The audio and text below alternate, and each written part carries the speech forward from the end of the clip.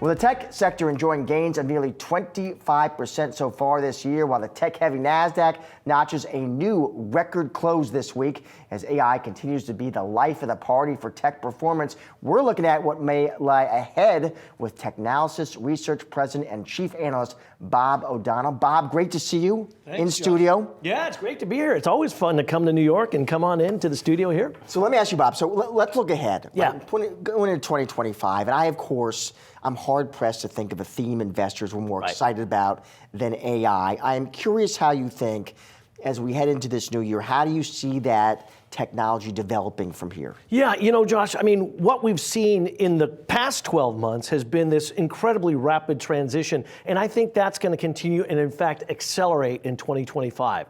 And that's actually going to lead to, I think, a lot of different changes. We're going to see things that we think are really big or were really big this past year, maybe not be so big next year, and yet other new things become really big and important. So fundamentally, I think we're going to see, for example, this notion of what I call hybrid AI. The idea that I'm going to do some of my computing, some of my Gen AI stuff in the cloud, but I'm going to do some of it inside a corporate data center, and I'm going to do some of it on a PC or smartphone device. And just the way we saw hybrid cloud computing, hybrid AI, I think, starts to change the story when we think about who are going to be the important players, where does some of this computing work get done, who are the software providers, how do they make companies better able to build applications that they in turn can use to change their whole foundation of how they work.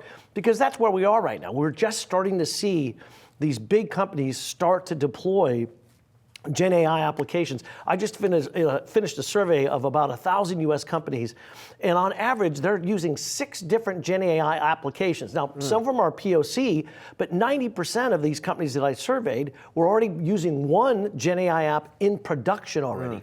Next year, we're just going to see that grow.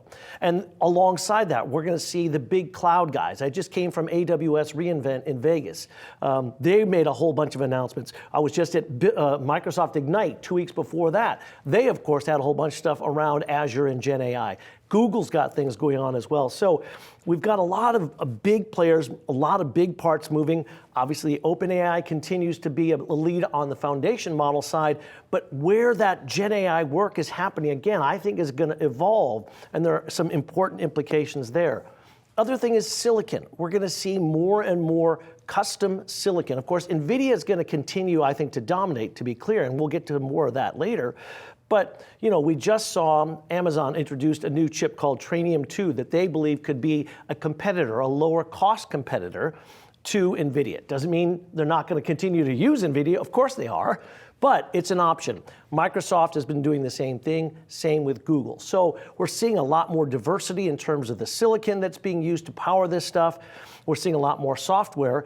And back to Nvidia, just to follow up on that point, because I named that clearly, investors decide, yes, listen, that is the face of this AI revolution, right? It's Jensen Huang and his team had an incredible year. What do you see? How does NVIDIA's business, I guess, evolve from here next year? So, first of all, they're going to continue to crank out GPUs in as fast as they possibly can, and the orders are going to be as big as they can possibly be, because we're still building up the capacity that people need. Now, there will come a point, it's not going to be in 2025, maybe it's 26, 27, when as the way some of this stuff gets calculated and performed, maybe we shift to see where some of these things are done, and some of that starts to moderate. But we're still a little bit of ways away from there. But I think the important thing to think about with NVIDIA is the software story.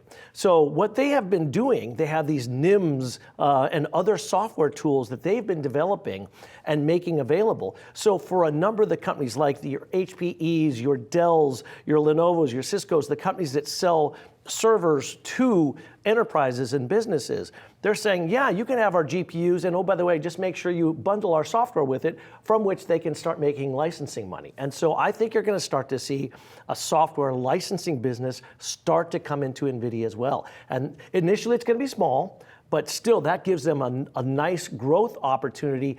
And also, if we would ever see a slowdown, again, a couple years out, it shields them a little bit from that, because all of a sudden they'll have software revenues as well. So I think, Jensen's a very smart guy. He's going to be playing a lot of different cards in that regard. And of course, related to that, another trend next year is AI PCs. And And AI-enabled PCs. Do you think AI-enabled PCs sort of jumpstarts a meaningful refresh cycle? Is that a 25 event, 26 event? It's a 25 and into 26 event. And just to finish the Nvidia story, rumors and rumblings are they may be jumping into this space as well sometime next year. So that's yet another angle on Nvidia. But yes, I do think we're going to see, because you've got several things. When I talked with you last time about happening in the PC market, you've got the Windows 11 refresh, you've got the Windows 10 end of support, you've got all these AI PCs coming out there. You've got silicon from all the major players.